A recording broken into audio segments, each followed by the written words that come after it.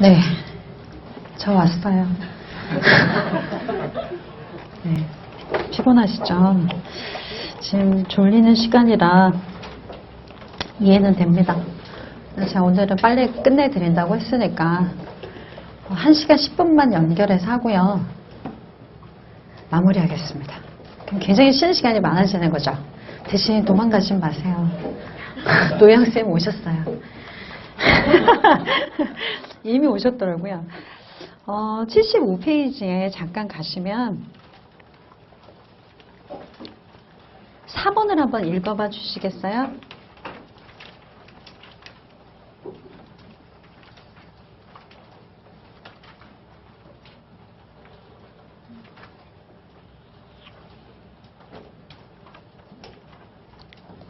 몇 번일까요?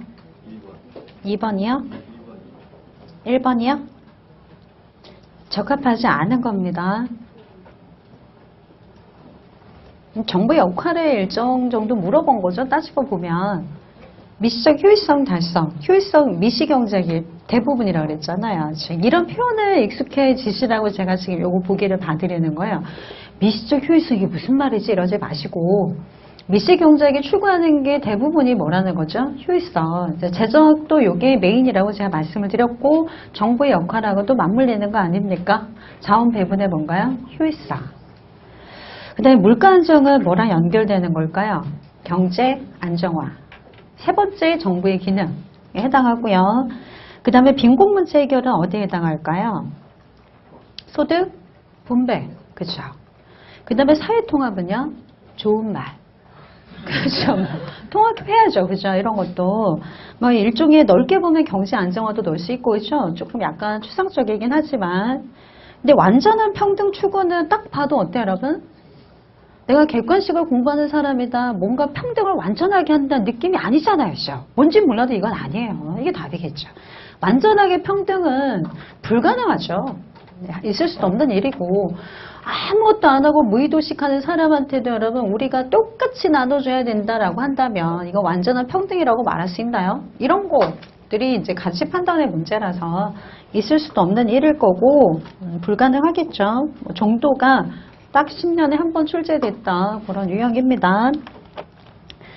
다시 앞으로 오시고요. 27페이지 오시면 이제 2장으로 들어가겠습니다. 2장에 핵심은 뭐냐면 우리가 여러분 이제 정부가 개입하는 근거를 마련해야 될 거 아닙니까? 그러려면 뭐가 여러분 실패가 일어나야 돼요? 시장. 그러면 시장의 실패를 찾아내기 전에 시장의 성공부터 한번 찾아보자 이거죠. 어떤 상태가 실패가 없는 상태인가 그걸 먼저 찾고 이게 깨지니까 시장의 실패가 되고 정부가 쭉 들어오는 이 과정들이 1편에서 펼쳐진다고 보시면 돼요. 그래서 이제 우리가 알아야 되는 게 개요 밑에 보시면요. 경제 상태의 평가 기준이라는 박스가 하나 보이실 거예요. 빨간색 박스 보이시죠? 한 나라의 경제 상태가 어떤 상태이면 바람직합니까? 라고 하는데 두 가지 견해가 있습니다. 하나는 효율성을 만족하면 바람직해요. 자원 배분의 효율성을 말하죠. 또 하나는 공평성을 만족하면 바람직합니다. 라고 얘기를 해요. 우리 여러분 우리가 살고 있는 사회는 효율성과 공평성이 다 만족되는 사회인가요?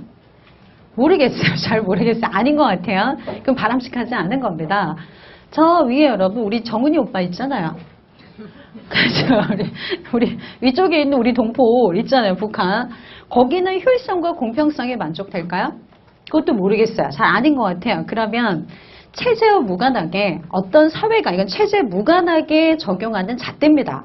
바람직한가 그 사회가 그걸 평가하는 경제적 잣대가 효율성과 공평성이다 이렇게 보시면 돼요. 그래서 체제 무관하게 한 사회 상태가 바람직한가를 평가하는 기준은 효율성과 공평성이 있을 때 이걸 어떻게 평가할 거냐 그 도구가 재정학에서 제안을 합니다. 경제학이에요 사실은. 효율성을 만족하는지 여부는 이탈리아 경제학자 이름입니다. 파레토라는 사람이에요. 이 사람이 제안한 이론을 가지고 효율성을 평가해보자라는 얘기고 공평성이 만족되는지 여부는 사회 후생함수라는 도구가 있습니다. 그걸 가지고 평가해 보겠다 이런 뜻. 그래서 두 가지 여러분 경제 상태를 평가하는 기준 이 두 가지를 살펴볼 텐데 이 챕터에서는 일단 뭐부터 보겠다라는 뜻이냐면 효율성부터 보겠다 이런 뜻입니다.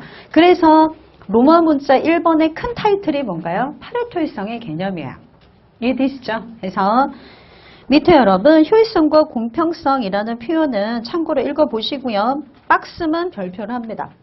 경제상태의 평가 기준 효율성은 파레토일성이란 잣대, 공평성은 사회 후생함수라는 걸 지금부터 저희가 차근차근 접근하겠다 이런 뜻입니다. 넘기시고요. 자, 빨간색 2번을 보시면 파레토일성의 이제 기본 개념들을 익히기 위해서 하나씩 이제 용어가 나옵니다. 그 첫 번째가 실현 가능 배분이라는 게 있어요. 배분 동그라미 칩니다. 배분. 자, 실현 가능 배분은 여러분 시험 용어는 아닙니다. 이해용이에요. 실현 가능 배분은 뭐냐면 사람들에게 재화를 나눠 먹는데 배분도 뭐예요, 여러분? 나눠주는 거 아니에요? 그렇죠? 근데 배분과 분배의 차이점은 배분은 가치 판단이 배제돼요. 그럼 예컨대 분배는 가치 판단이 들어가거든요. 그럼 예컨대 여러분 사과가 우리 사회에 10개가 있습니다. A, B 두 사람에게 여러분 배분을 합니다. 분배가 아니에요. 뭐라고요? 배분. 나눠줄 거예요. 그런데 A에게 4개를 주고 여러분 B에게 4개를 줬어요. 그럼 우리 사회에 있는 사과의 양을 넘어섰나요? 안 넘어섰나요? 안 넘어섰어요. 그러니까 이 두 사람에게 나누어지는 사과의 양이 우리 사회에 있는 부존량을 넘어서면 안 된다 이런 얘기예요. 그러면 4개, 7개의 배분은 가능해요? 불가능해요? 불가능합니다. 이런 게 안 된다는 얘기야. 그러면은 이 말은 다시 쉽게 얘기하면 나눠 먹는데 두 사람이 우리 경제에 있는 재화를 사람들이 나눠 먹는데 우리 사회에 없는 거는 못 나눠 먹는 거 아니에요, 여러분? 그 이상을 나눠 먹을 수 있다 없다? 없다 이 말이야.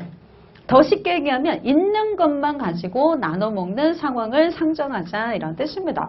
그래서 두 사람에게 여러분 배분된 양의 합이 부존 자원을 초과할 수 있다 없다? 없다라는 게 실현 가능 배분의 용어예요. 이해만 하시면 됩니다. 한마디로 있는 것만 갖고 뭐 하자고요? 나눠 먹자 이런 뜻입니다.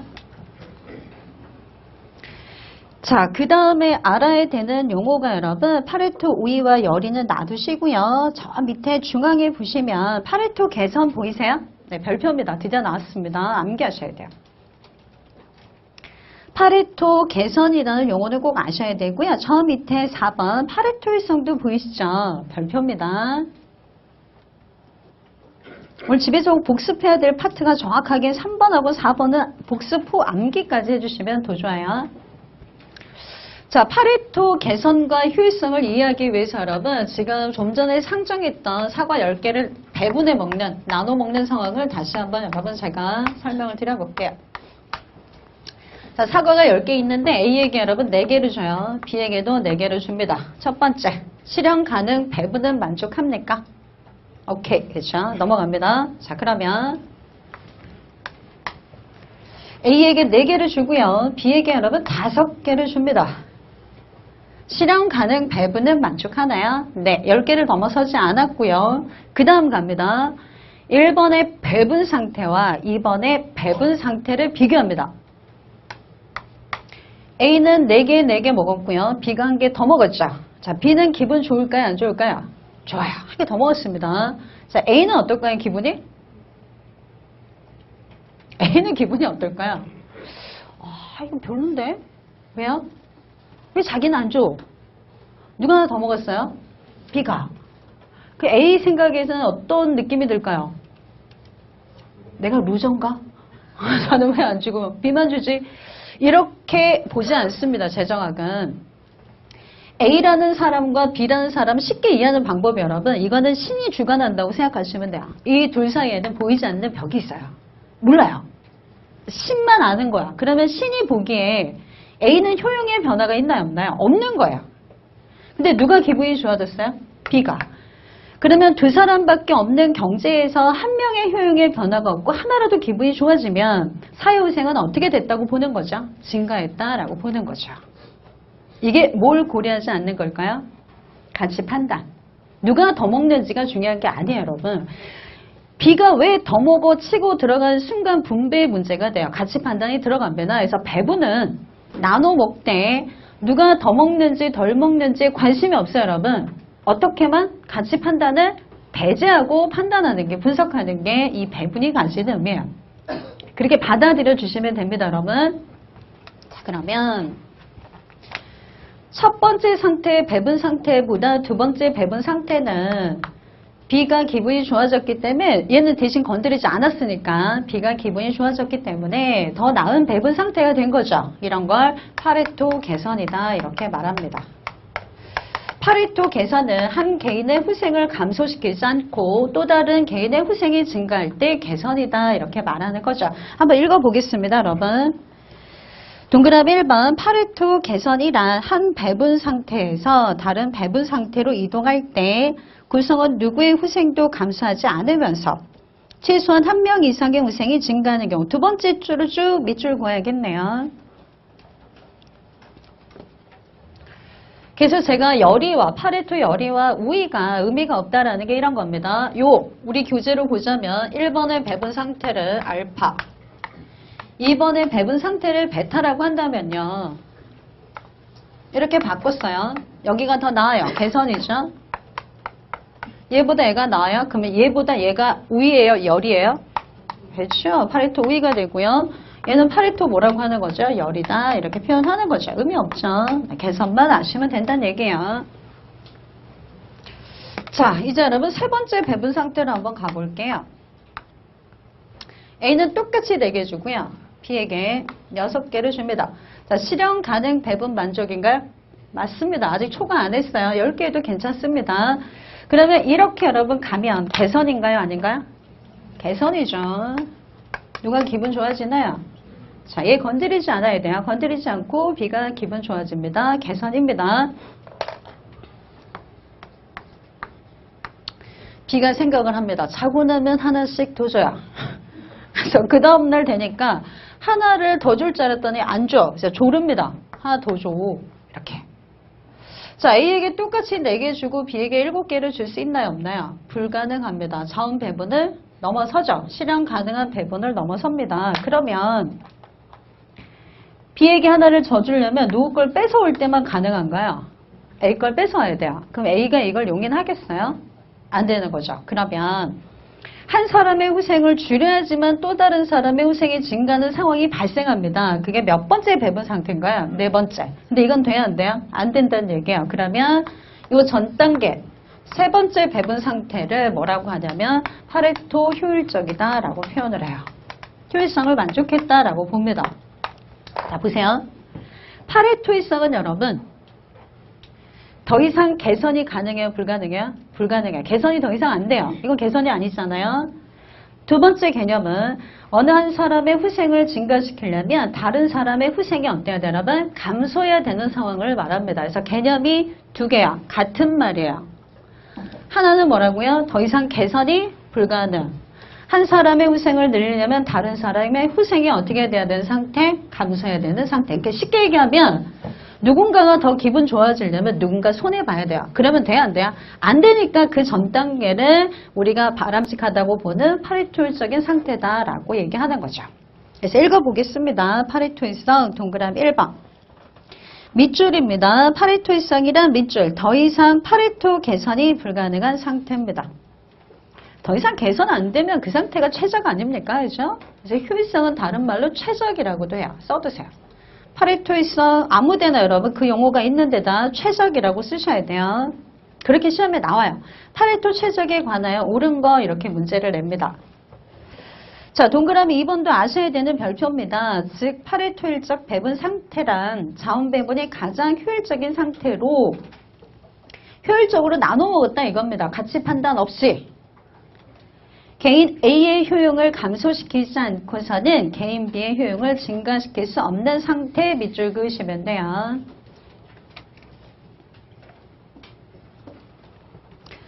자, 그러면은 우리는 여러분 베이스가 미시 경제학이니까 파레토율적인 상태는 미시적 관점에서 들어가 보면 미시 경제학의 주체는 뭐뭐 있나요? 가계, 기업. 가계는 뭐하죠? 소비. 그럼 소비를 어떻게 하면 될까요? 효율적으로. 이렇게 넘어가는 거예요. 그럼 기업이라는 생산 주체가 있습니다. 기업은 어떻게 생산하면 돼요? 효율적으로. 그러니까 소비와 생산을 어떻게 하자? 효율적으로 하자라는 조건으로 이제 논리를 이론으로 끌고 들어가요. 그래서 동그라미 여러분 4번을 보시면 경제 전체적으로 볼 때 자원 배분이 효율적으로 이루어지기 위해서는 소비도 효율적으로 생산도 효율적으로 하자 이런 얘기고 생산과 소비가 동시에 효율적이면 전체 효율성이 만족됐다라고 결론을 내리겠다 이런 뜻입니다.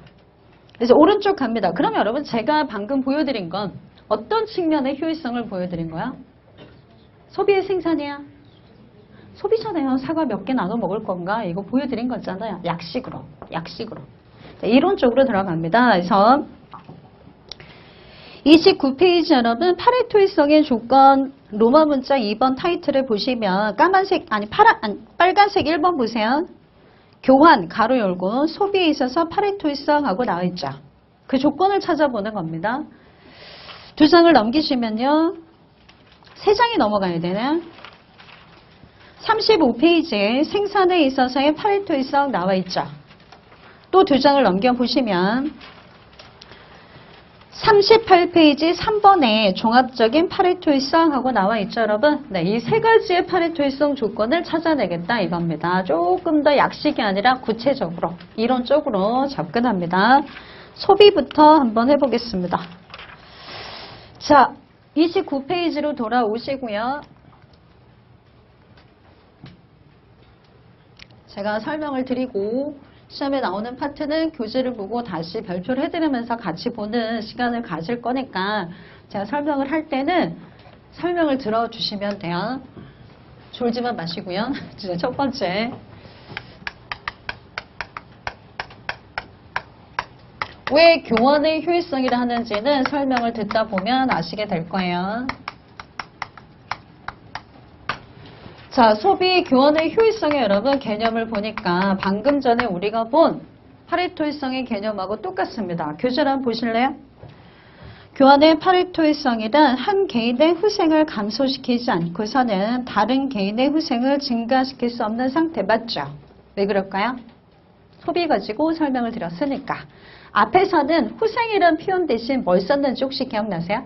효용, 같은 말입니다. 효용, 후생 이렇게 용어를 똑같이 썼습니다.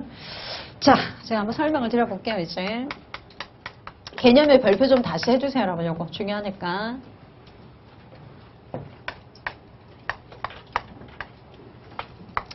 자, 우리는 단순 교환 경제를 가정합니다. 여러분, 단순 교환 경제라는 건 경제 주체가 있다면 가계와 기업만 있습니다. 두 경제 주체. 단순하니까. 재화가 있다면요. 두 개의 재화만 있습니다. X하고 뭐야? Y만 있다. 이렇게 단순하게 분석을 해요. 그리고 여러분 생산 요소가 있다면 노동과 자본만 있다. 그래서 2x2x2 모형이라 그래요. 단순하게 모형을 분석한다. 이런 뜻입니다. 여기는 소비니까 여러분 재화라면 X, Y, Z를 소비하고 소비하는 주체는 누가 있을까요? A하고 B가 있다. 이렇게 간단하게 보는 겁니다. 자, 보세요. XJ가 여러분 우리 경제에 100개가 있어요. YJ는 70개가 있습니다. 자, A, B가 여러분 나눠 먹어요. 자, XJ를 A가 여러분 20개를 먹었다면 100개 중에 B가 먹을 수 있는 최대치는 몇 개일까요? 80개죠. 자, YJ가 70개가 있는데 A가 여러분 50개를 먹었어요. 그럼 얘는 몇 개 받을 수 있어요? 20개 먹었다라고 보시면 됩니다. 이 상황을 우리가 배운 미시 경제적 아이디어로 여러분 그래프를 한번 그려보겠습니다. 자, A, B는 X, Y, Z를 각각 소비하고 있기 때문에 기분이 좋겠죠. 만족감을 느끼고 있겠죠. 재화가 두 개입니다. 만족감을 보여주는 곡선 혹시 기억이 나세요? 지금 이미 지금 이미 코마 상태로 빠져들고 계신 것 같은데요. 이미 막 거의 이제 강의가 막 시작되니까 졸음이 진짜 이제 막 급속도로 오고 계신 것 같아요. 아, 역시 강의는 딱 좋아요, 자기. 그죠? 잠이 잘 옵니다. 저희가 여러분 여기가 X제 소비량 평면이고 Y축은 Y제 소비량 평면이라고 한다면 이게 A에 여러분 효용을 나타내는 재원 소비로부터 효용을 나타내는 점을 표기해 보기로 합니다. A는 X제를 몇 단위 소비하고 있나요? 20단위. Y제는요? 그렇죠. 50단위입니다. 그러면은 20,50을 소비하고 있기 때문에 기분이 좋아요? 안 좋아요? 좋아요. 그래서 이 점을 지나는 자신의 효용 수준을 보여주는 무슨 곡선이 등장을 할까요? 무차별 곡선입니다. 그래서 풀이 재정학을 들으셔야 돼요. 이걸 알고 있다고 가정하고요. 교재가 아예 쓰지도 않습니다. 재정학은. 이 그림 없잖아요, 제가. 자, A의 무차별 곡선이고 여러분. 그러면 B도 똑같은 무차별 곡선을 그릴 수가 있습니다. 제와 평면에 X를 몇 단위 소비하고 있나요? 80. Y제는요? 20단위. 이 점을 지나는 효용 수준을 보여주는 B의 무차별 곡선을 그릴 수가 있더라 이런 얘기입니다. 그래서 처음 들으시는 분은 무차별 곡선이 굉장히 낯설으실 거예요. 이거를 여기에서 다시 설명할 시간이 없어요. 이걸 해버리잖아요. 그러면 2차 볼 때까지 재정학을 계속 진도 나가야 됩니다. 내년 8월까지. 불가능해요. 이걸 다 듣고 오셔야 돼요. 무차별 곡선은 소비자에게 동일한 만족을 주는 소비 조합을 연결한 궤적이죠. 그래서 이 동일한 무차별 곡선 상에서는 소비 조합은 다를지 몰라도 뭐가 똑같다? 효용이 똑같다. 차별이 없다. 효용이 동일하다. 무차별 곡선 이렇게 말합니다. 이해되시죠? 자, 그러면 무차별 곡선의 여러분 기울기가 이름이 뭐죠? 그렇죠. 한계 대체율이라는 용어를 또 풀이 재정학에서 듣고 오셨어야 되고요. 요 용어는 우리 시험용이니까 여러분 따로 옆에 써두기로 하겠습니다. 요건 써주셔야 돼요. 네, 제가 체크 포인트를 써드린 이유가 거기에 내용이 나와 있긴 한데 그래도 교재 한번 써두시는 게 좋을 것 같아요. 29페이지 여러분 빈 공간에 써주시면 될 것 같아요. 한계 대체율은 우리가 여러분 이니셜로 뭐라고 쓰죠? MRS, 그렇죠? MRS라고 쓰고 읽을 때는 한계 대체율이라고 읽습니다. 첨자는 어떻게 쓸까요? 그렇죠? 자, 한계 대체율입니다. 개념 갈게요. X를 추가로 한다니 소비하기 위해서 포기할 용의가 있는 무슨 제 소비량인가요? Y제 소비량입니다. X 한 단위를 얻기 위해서 포기할 용의가 있는 Y제 소비량. 무슨 제항으로 나타냈나요? Y제항. 얻는 건 뭐죠? X제. 얘를 얻는데 포기한 것의 가치로 나타냈으니까 무슨 비용이죠? 기회비용. 이렇게 기억이 나실 거예요. 자, 얘는 무엇의 비율로 쓸 수가 있다? 한계? 효용의 비율이죠. 됐나요? 한계요. 써볼까요?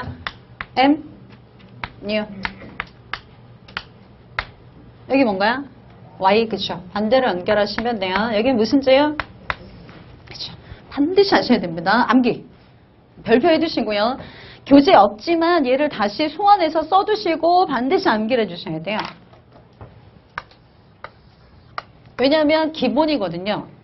파레토의성이 어렵게 나오면 잘 못 맞춰요. 그러나 이런 기본을 물어보면 반드시 맞춰줘야 되거든요. 그래서 우리가 알아야 되는 건 요거 암기하는 겁니다. 자, 한계 대체율은 무차별 곡선의 기울기입니다. 여기까지 다 써두시고요. 절대값이죠. 여기 마이너스 뭐 추가해서 절대값 취했고 이거 여러분 한계 재정학에서 미시경제학에서 한계 들어가면 뭐 하라는 얘기죠? 그렇죠. 이건 미분하셔야 돼요. 슬슬 어려워지기 시작합니다. 그렇죠? 미분도 제가 풀이 재정학에서 다 가르쳤기 때문에 그거 가지고 연습해 오시면 돼요. 이거는 개념이에요. 요건요. 수치로도 물어보지만 미분의 의미로서 수식으로 주겠다는 의도가 강해요. 어쨌건 이건 다 알아야 됩니다. 자, 여기서 알아야 되는 두 번째 아이디어 갈게요, 여러분. 이건 개념이었고요. 여기다 쓰면은 안 되겠는데? 밑에 써야겠는데?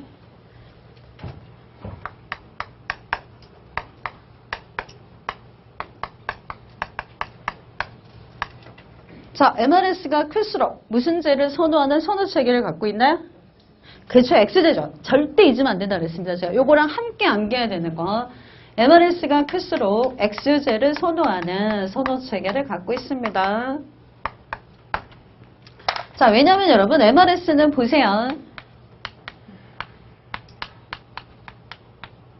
절대값 취했으니까 플러스화 됐습니다.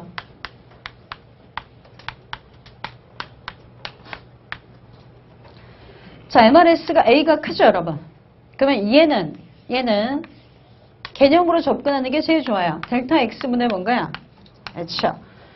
A는 X를 하나 얻기 위해서 Y를 5개를 포기할 용의가 있고 B는 X를 하나 얻으려고 Y를 3개를 포기할 2개를 포기할 용의가 있잖아요. 똑같이 X를 하나 얻는데 포기할 용의가 있는 Y 지향이 많을수록 더 좋아한다는 얘기 아닙니까? 그죠? 야, 내가 그거 갖고 싶은데 내 거 더 많이 줄게. 나 줘. 이러면은 그걸 더 좋아한다는 표명이잖아요, 여러분. 그래서 MRS가 클수록 무슨 제를 선호한다? X제. 반드시 하셔야 돼요. 암기하셔야 됩니다. 자, 그러면요. 요 아이디어를 여기다 모셔옵니다. 자, 여기서는 여러분 설명용이기 때문에 MRS를 직접 구하지는 않겠습니다. 여기 보세요. A점에서 여러분 접선의 기울기 이름이 뭘까요? 한계대칭. 그렇죠? 등량곡선의 뭐니까? 기울기. 한 점으로 나타났으니까 접선으로 표현하면 될 거 아니에요.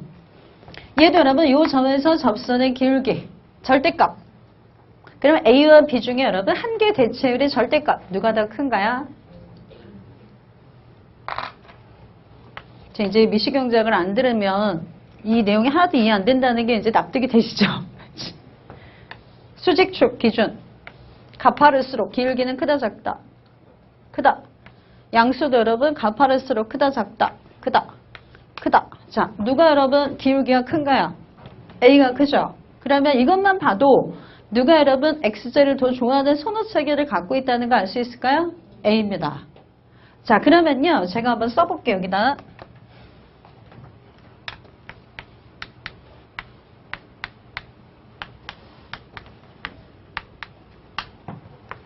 이거잖아요. 그죠? A가 더 큽니다. 그럼 이것만 딱 봐도 우리는 A가 무슨 제를 선호한다? 항문은 다 상대적입니다, 여러분. A가 X제를 선호하면 B는 뭘 선호할까요? Y제. 그치? 자, 그러면요. 한계 효용의 비율로 써볼게요.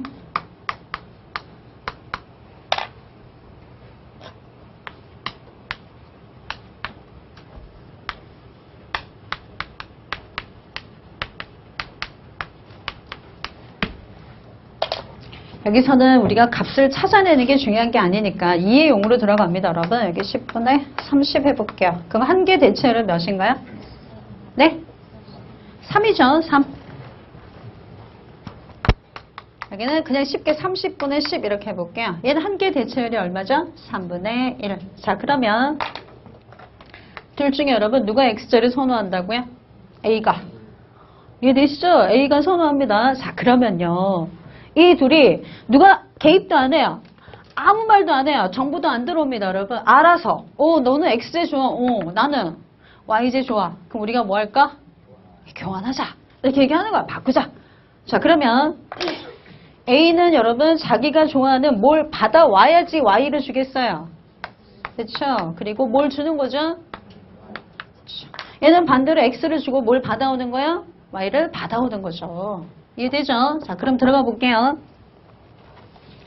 A가 여러분 X를 하나 받아왔어요. 그러면 X를 한 단위 추가로 소비하니까 그만큼 추가로 소비에 따른 한계용이 얼마 증가할까요?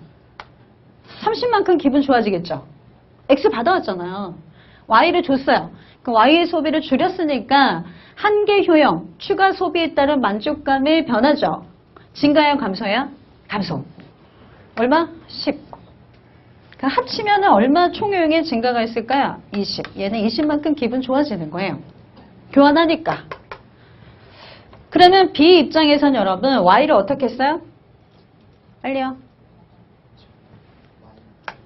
아니 B는 Y를 어떻게 써요?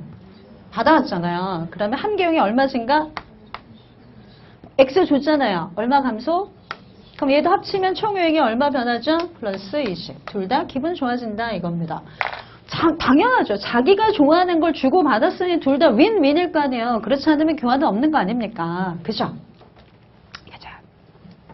우리 일상생활에서도 여러분 늘 일어나는 일이잖아요. 제가 늘 사례 드렸던 거잖아요. 보세요. 아무것도 아니에요. 이 수치도 지금 기억할 필요도 없습니다. 다 절친들은 있으시죠? 왕따는 아니시죠? 자, 절친이 있어요. 저도 절친이 있습니다. 절친이 치맥 절친. 네? 왜 치맥 절친이 됐을까요? 치킨에 좋아하는 부위가 달라요. 이거 아닙니까? 그렇지 않고는 절친이 될 수 없습니다. 여러분 치킨은 두 종류가 있습니다. 제가 생각할 때 맛있는 부위와 맛없는 부위. 먹는 부위와 먹지 않는 부위가 있어요. 자, 먹는 부위는 어딜까요? 제 개인적 소득이기 때문에 잘 모르시죠? 저는 퍽퍽살을 안 먹습니다. 이거는 고기가 아니라고 생각해요. 효용이 없어요. 중립제. 일종의 저는 다리, 그죠? 날개. 좀 이렇게 부드러운 살이죠. 육질이 있는 그런 살을 좋아하고요. 퍽퍽한 거는 아예 안 먹어요. 그러니까 치킨을 한 마리 시키면은 딱 절반 정도 먹고요. 그래서 제가 제일 좋아하는 치킨의 종류는 윙, 그쵸? 교촌에서 파는 거, 다리하고, 봉 있죠? 그것만 파는 거, 다리하고 날개만 파는 거, 이거 좋아합니다. 그거는 이제 내가 혼자 한 마리를 일닭을 할 수 있는 대표적 재화죠. 이거는 일반 닭은 아니에요. 이걸 먹다가 떨어지잖아요. 이거는 안 먹어요. 버려요. 근데 영 양이 부족하다 그럼 먹어봐요. 역시 어때요? 이건 재화가 아니에요. 비즈합니다. 비즈화까지는 아니고요. 중립제 정도 되는데 제 친구는 이 부위를 좋아해요. 저는 여기를 좋아해요. 그러면 닭을 한 마리 딱 시키면 둘이 어때요? 클리어. 깨끗하게 비워주고 나옵니다. 근데 여러분 제가 먹다가 다리하고 여러분 날개만 이렇게 쫀득쫀득한 살인 건 아니죠? 날개 옆에 붙어있는 뼈가 있는 이런 살들 좀 있잖아요. 그것도 좀 쫀득쫀득하죠. 근데 그건 줄 알고 집었는데 한 입 먹어보니까 퍽퍽하네요. 그러면은 제가 여러분 그거 어떻게 하겠어요? 너 먹어. 이러는 거죠. 제 친구도 마찬가지로 먹다 보니까 다리 옆에 붙어있는 굉장히 쫀쫀한 살이야. 그러면 자기가 안 먹고요. 저한테 줘요. 그러니까 알아서 누가 시키지 않아도 좋아하는 부위를 어때요 여러분? 교환이 일어나요. 그럼 말하지 않아도 기분이 어떨까요? 서로 좋아지는 거죠. 이게 기본적인 소비 효율성의 교환이 일어나는 메커니즘이라고 보시면 돼요. 일상에서도 똑같이 일어납니다. 자, 그러면은 서로 좋아하는 부위 나눠 먹으세요. 누가 시켜요? 안 시켜요? 시키지도 않아요. 알아서. 그렇게 교환이 일어난다. 그래서 교환이 일어나면 둘 다 기분이 좋다 안 좋다? 좋아진다. 이렇게 보시면 돼요. 자, 그러면요. MRS가 큰 사람의 X제를 선호하고 상대의 사람은 다른 지하를 선호하니까 어떻게 교환이 일어나는지를 아시면 돼요. 그럼 뭐만 알면 될까요? 누가 MRS가 크냐? MRS가 큰 사람이 뭘 좋아한다면 알면 되죠? X제를. 그거만 아시면 돼요. 자, 그러면요. 이제 이렇게 교환이 일어나게 되면 언제 교환이 멈추냐도 알아야겠죠? 이제 그 다음에 두 번째 아이디어가 뭐냐면 이겁니다. A가 X를 좋아하니까 계속 X를 줘요. 제가 그거랑 똑같아요. 이 절친이 또 뭘 좋아하냐면 미더덕을 좋아합니다. 저는 미더덕을 안 먹습니다. 왜 먹는지 모르겠어요. 이게 씹으면요 아무 맛도 안 나고요. 바다 향이 이렇게 입안에 터지면서 기존에 즐거웠던 나의 이 효용을 반감시키는 느낌이 들어요. 저한테 주는 효용이 전혀 없습니다. 그래서 해물탕을 이 친구랑 먹으러 가면 제가 미더덕이 나오면 계속 줘요. 어느 순간 친구가 뭐라 그래요? 그만 줘. 자기도 질린 거죠. 계속 주니까 그겁니다, 여러분. X제를 계속 받으니까 A가 한계 효용이 어떻게 돼요? 체감하기 시작합니다. 이 만족감이 서서히 줄어들기 시작한다 이 말이에요. 한계 효용 이론에서 기본 메커니즘 특정 재화의 소비를 지속적으로 늘리면 한계 효용은 어떻게 된다? 체감한다. 그겁니다. 이 증가했던 값이 플러스 값이 서서히 체감하기 시작해요. 얘가 줄어들겠죠, 여러분? 이해되시죠? 그러면 이 전체 값이 커져요, 작아져요? 작아져요. 얘는 무슨 제가 체감할까요? YZ 안경이 체감합니다. 분모가 작아지니까 전체 값은 어때요? 그러면 조정을 통해서 여러분 두 사람의 MRS가 얘는 작아지고 얘는 커지면 같아질 때가 있겠죠. 그러면 MRS가 같다라는 얘기는 교환 비율이 똑같다는 얘기잖아요. 그러면 교환해봤자 효용의 증가가 있겠어요? 없겠어요? 없어요. 그럼 결론. 소비에 있어서 가장 바람직한 상태, 최적인 상태, 파레토율적인 상태는 더 이상 뭐가 없을 때, 개선이 없을 때잖아. 바꿔도 기분이 안 좋아져. 더 이상 개선이 안 돼. 그러면 둘이 어떻게 될 때? 같아질 때 이겁니다. 이 둘이라는 건 전문 용어라면 뭐라고 말할 수 있을까요? MRS가 같을 때다 이렇게 말할 수 있겠네요. 그렇죠? 자, 그래서 교재를 보시면 여러분 첫 번째 29페이지에 동그라미 3번에 파란색 박스가 보이실 거예요. 주어진 조건은 A, B 중에 누구의 MRS가 크다? A가. 넘겨보세요. 다 설명입니다. 재정학의 강점이 뭐냐면 쭉 설명이고 알아야 되는 거는 몇 개 안 돼요. 근데 이 설명을 안 읽어보면 암기밖에 안 된다는 얘기예요. 무슨 말인지 이해되시죠? 한 번은 꼭 교재를 읽어보셔야 됩니다. 쭉 한 번 읽고 버리면 된다 이 말이죠. 이해가 됐을 테니까요. 자, 넘어가서 여러분 맨 끝에 30페이지 맨 끝에 동그라미 6번에 보시면 파란색 박스를 봐주세요. 두 사람의 뭐가 같을 때 소비 효율성이 만족된다고요? MRS가 같을 때. 이게 결론이에요. 결론을 제가 먼저 보여드렸습니다. 근데 여러분 효율성이 만족이 안 되면 두 소비자가 알아서 교환을 하잖아요. 그래서 소비의 효율성이라고도 하고 뭐라고 한다고요? 교환의 효율성이다 이렇게 표현하는 겁니다. 같은 의미로 쓰고 있어요. 자, 그러면요 제가 여러분 설명드렸던 이 시스템과 교재 그래프를 한번 봐주시겠어요? 29페이지 한 장 앞으로 다시 가겠습니다. 이 그래프랑 매칭이 됩니까? 전혀 안 되죠. 그래서 이제 이거는 미시적 분석이고요. 재정학은 이제 이걸 한 단계 업그레이드 시켜서 분석을 합니다. 그래서 지금부터 에지워스 상자라고 하는 그림 2-1로 가는 방법을 설명을 드리려고 그래요. 이거 아셔야 돼. 이 그림을 아셔야 돼. 볼 줄 아셔야 됩니다.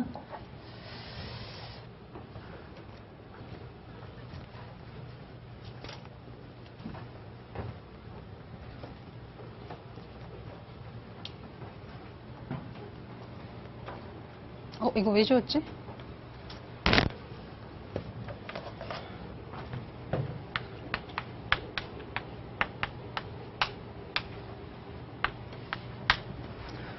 자, 여러분 따로따로 분석하면은 미시경제학인데 재정학은 이 둘을 하나의 평면에 집어넣고요. 한 공간에서 분석을 하고 싶다라는 거예요. 그러면 이 둘을 한 공간에 집어넣으려면 예를 들어서 여기다 갖다 놓으면요. 그림이 겹칩니다. 그래서 겹치지 않는 분석 방법을 얘네들이 찾아내요. 어떻게 하면 좋을까요? 둘 중에 하나를 돌려요. 재정학은 분석을 할 때 이런 돌리는 아이디어를 굉장히 많이 사용합니다. 그래서 B의 재화 평면을 180도 회전을 시킵니다. 자, 회전 들어갑니다. 한번 돌리겠죠? 여기가 뭔가요? 빨리요. 다시요. 따라오세요. 이렇게 돌려요. 그럼 여기 축이 뭐죠? 다시요. 입이 틀립니다. 자, 여기에서 여러분 이렇게 돌려요. 얘가 뭐죠? X, 뭐야? Y요? 이렇게. 이거 뭐예요? X 올라갔잖아요. 그 다음 이거 뭐죠? Y. 한 번 더 돌려야지 180도 아닙니까? 그죠? 여기까지 다시 돌아오면 360도죠? 또 돌려. 그럼 여기가 뭐죠? X. 그 다음 여긴요? Y. 잘하셨어요. 자, 그러면 이거 두 번째도 못 맞추셨으면 빨리 안 보내드리려고 그랬어요. 자, 이를 180도 돌려서 여러분 여기다 이렇게 갖다 붙여줘요. 상자가 만들어지잖아요. 이걸 만든 사람이 에지워스입니다. 그래서 에지워스 상자라 그래요. 상자처럼 생겼다 이거죠. 자, 그래서 여러분 실제로 제가 다시 180도 돌려서 여러분 그려진 그래프를 다시 한번 보여드릴게요. 여긴 누구의 원점이 될까요? 좀 더 예쁘게 그려볼까요? 이렇게 자꾸. 여기 누구의 원점이죠? B. 그럼 여기는 누구의 원점이 될까요? 자, 여기 무슨 제 소비량이에요? 여기 무슨 제 B의 소비량일까요? 여기는 무슨 제 B의 소비량일까요? Y제 이겁니다. 됐죠? 자, 여기 보세요 여러분. 여기 몇 개 있나요?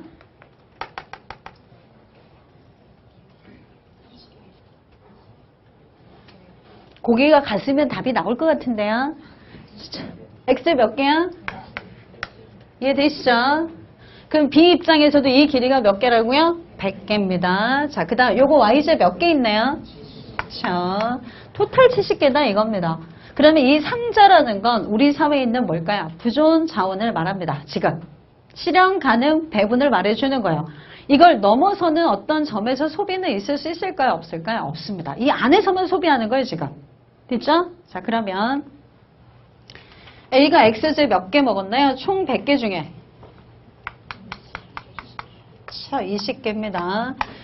자, 100개 중에 A가 20개를 먹으니까 요 길이는 몇 개가 되죠? 그렇죠. 누가 먹은 거예요? 네? B가 먹은 거죠. 이해되죠? 전체 100개 중에 20개, 80개 먹었다 이 얘기입니다. 됐고. 자, 전체 70개 중에 여러분 A는 몇 개를 먹었나요? 그렇죠. 50개. 그러면 이렇게 점선을 그어요. 이건 누가 먹은 Y지향일까요? B 몇 개요? 에? 70개요? 20개입니다. 네, 굉장히 잘하시는데요? 그렇죠? 자, 점선을 띠띠띠 이렇게 해줘요. 그럼 이 점에서 여러분 보세요. A는 이 점을 지나는 20,50이잖아요. 무차별 곡선이 있겠죠? 어디에 볼록한? 자신의 원점에 볼록한. 이해되죠? 네. 자, B는 여러분 B의 자신의 원점에 볼록한. 얘가 여러분 180도 돌아갔다고 생각하시면 됩니다. 요 점을 지나는 무차별 곡선이 있었겠죠? 이해되시죠 여러분? 이 그래프가 우리 교재 29페이지 2-1에 있는 그래프입니다. 거의 비슷하죠? 그죠? 네.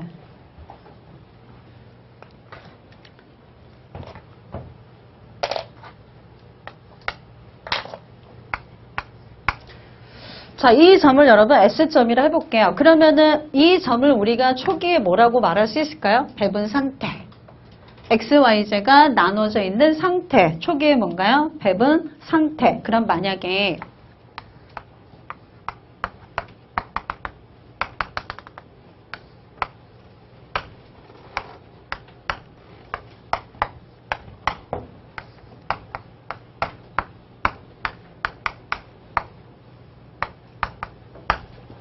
자, 만약에 초기의 배분 상태가 여러분 요런 이점이라면 A는 X제를 몇 개 먹고 있나요?